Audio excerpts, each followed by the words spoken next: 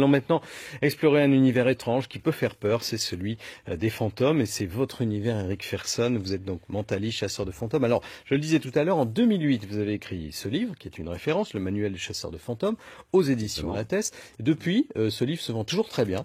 Oui, tout à fait, puisque alors il faut préciser que ce livre a été le premier livre en langue française où on abordait les fantômes et les lieux hantés sous cet angle. Il y en a d'autres sur les fantômes, évidemment. Mais là, il y a le côté très pragmatique, si vous voulez. Voilà. Puisqu'il vous dit, est-ce que votre maison est hantée? Si oui, que faire? Quelle attitude adopter? Etc., etc. Alors, ce livre, s'il se vend toujours, et très bien, c'est que en France, il y a des gens qui s'intéressent aux fantômes. Oui, c'est un sujet tabou en France, mais il y a beaucoup plus de gens qu'on pourrait le penser qui s'intéressent aux fantômes. Même si évidemment la posture en société est différente. On va vous dire non, mais tout ça sont des conneries. Alors qu'en fait, quand on les a seuls, après, le ton change, le discours change. Je dirais même, ce qui est drôle, c'est que de temps en temps, quand on me dit ouais non, mais je crois pas en fantômes, je leur demande pourquoi. Ah non, parce que ces choses-là, ça me fait peur. Je dis, mais c'est étrange d'avoir peur de quelque chose à laquelle on ne croit pas. Qui n'existe pas, effectivement. Alors, on va résumer un peu votre parcours, puisque aujourd'hui, vous êtes chasseur de fantômes, mais vous avez commencé comme magicien illusionniste. Voilà, et spécialisé dans les phénomènes paranormaux. Donc, ça a été une petite partie de ma vie, et puis, alors, à l'époque, déjà, je pratiquais les tarots, parce que mon arbre généalogique, il y a plein de gens un petit peu bizarres. Donc, je pratiquais le tarot, la radiesthésie, enfin, toutes ces choses-là que j'ai appris quand j'étais môme. Je suis devenu illusionniste, mon père était magicien, et puis ensuite, très rapidement, je me suis tourné vers le mentalisme. Alors, le mentalisme, comment on le définit? Parce qu'on connaît cette série qui s'appelle Le Mentaliste, on voit des émissions de télévision. Pour vous, c'est quoi un mentaliste? Alors pour faire simple et pas trop long, je dirais que le mentalisme, c'est l'exploitation des capacités de l'esprit, les pousser à un point extrême, alors à travers les sciences cognitives, ça c'est le premier niveau, c'est-à-dire tout ce qu'on met dedans, il y a l'hypnose, la mnémotechnie, le langage corporel, le langage non verbal, mais aussi paraverbal, la détection du mensonge, l'influence, la manipulation mentale aussi. Ensuite, vous avez le deuxième niveau qui est l'hypersensorialité, c'est le travail des 5 sens, c'est-à-dire savoir observer, et puis définir ce que l'on observe, savoir écouter, etc., etc. Et puis vous avez le troisième niveau qui est le plus difficile et qui émerge quand on a vraiment travaillé les deux premiers niveaux, qui est l'extrasensorialité, c'est-à-dire le travail de l'intuition, du 6e sens, si vous voulez. Alors, on va voir un extrait d'un film documentaire qui vous était consacré justement, avec une personne qui vous demande de deviner sa profession. On va regarder. Mais puisque vous devinez tout, vous pourriez me dire ma profession ?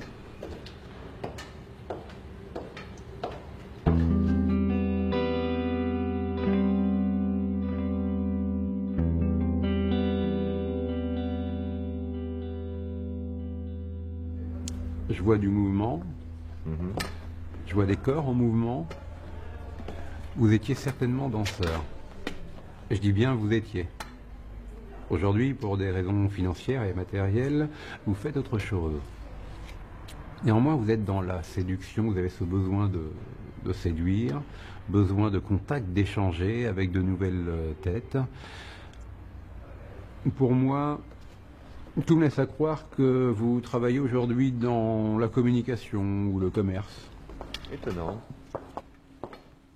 Alors Eric, c'est ça un mentaliste? C'est quelqu'un qui devine, qui a des intuitions, ou c'est quelqu'un qui a un pouvoir surnaturel et magique, et donc qui a des dons de divination? Non, évidemment. Par exemple, dans ce type d'expérience, c'est des choses qu'on travaille. On parle de cold reading, donc de lecture à froid, mais aussi avec un mélange d'intuition.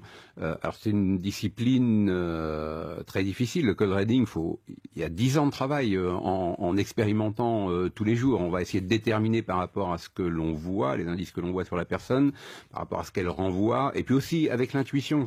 C'est très très important, certains éléments, et ensuite il va falloir analyser, mais très rapidement, interpréter tous ces indices. Ça veut dire que vous n'avez pas de pouvoir surnaturel, clairement. Vous n'êtes pas Harry Potter.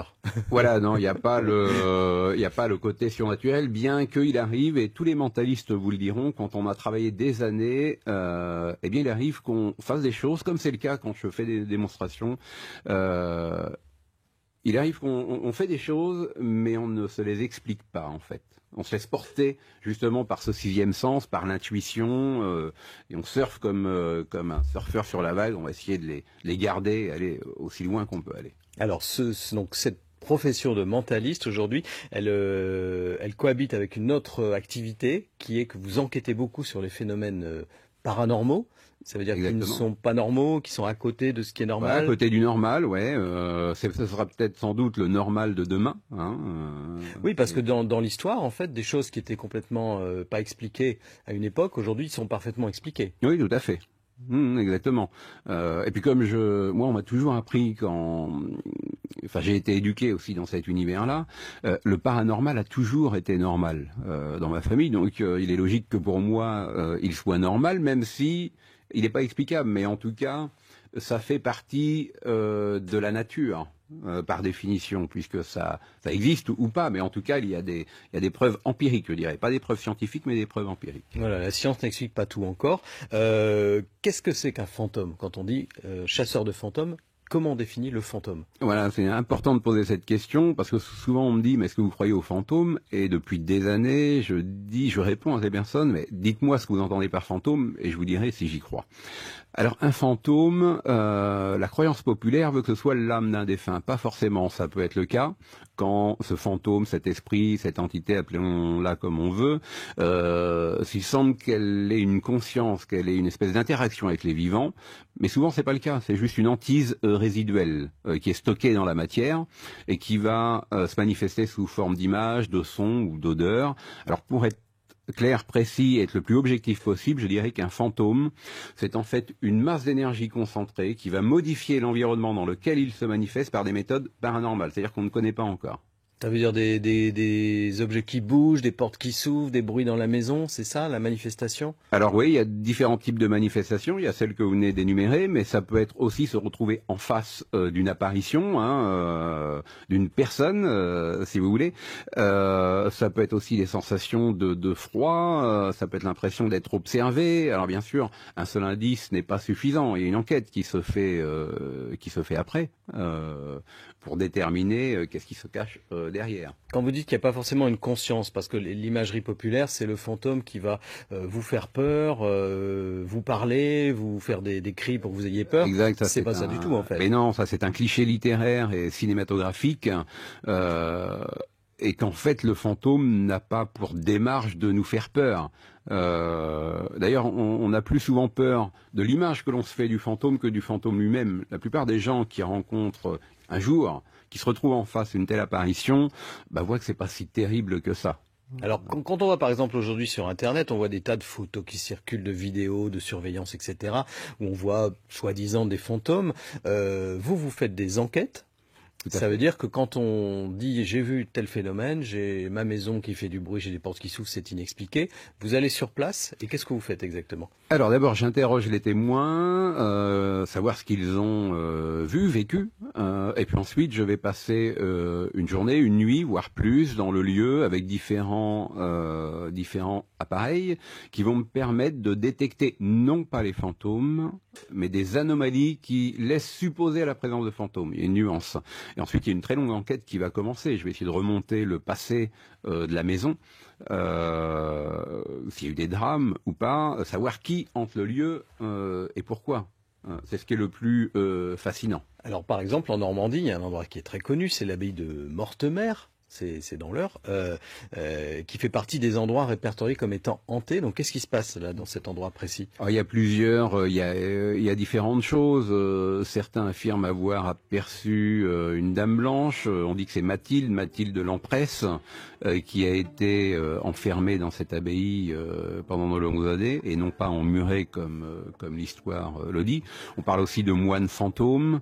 Moi-même, je connais bien cette abbaye, j'ai enquêté de nombreuses fois là-bas, lors d'un tournage d'ailleurs, il y a plus de 15 ans de cela. On a été entouré d'une respiration qui a tourné autour de nous, qui s'est développée en rythme et puis en intensité, et cette respiration s'est éloignée. Et ensuite, après recherche, alors évidemment, j'ai regardé s'il n'y avait pas de chouettes, d'animaux autour qui auraient pu faire cette respiration.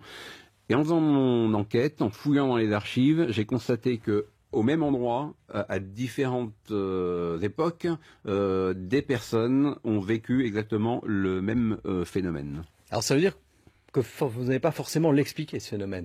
Il a été constaté, mais vous n'avez pas une explication forcément rationnelle et cartésienne pour expliquer cette respiration.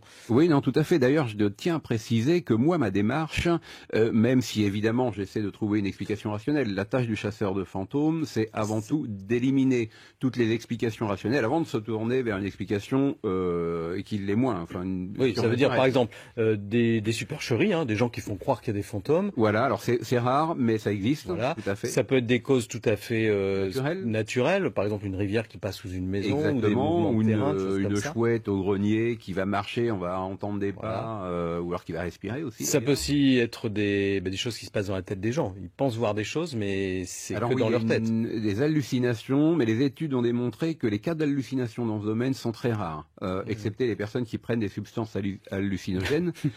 Évidemment, d'ailleurs, il y a une petite technique, si on a le temps, pour savoir si un jour vous vous retrouvez devant un fantôme. Il y a une petite chose très simple à faire, savoir si ce que vous avez en face de vous est une véritable apparition ou une hallucination. Alors très rapidement, il suffit de prendre son index, d'appuyer, si jamais vous avez une image en face de vous, une apparition, d'appuyer sur la paupière en gardant l'œil ouvert et en continuant de regarder l'apparition. Et là, il n'y a que deux choses qui peuvent se produire. Soit l'image se dédouble, soit elle reste fixe. Si l'image se dédouble, ça veut dire que vous avez besoin de votre œil pour voir cette image et que par conséquent, cette image a bien une réalité extérieure. Elle est bien dans le monde extérieur. Par contre, si l'image reste fixe alors que le décor autour se dédouble, ça veut dire que vous n'avez pas besoin de votre œil pour voir cette image et que par conséquent, cette image est un pur produit de votre psychisme et par définition, c'est une hallucination.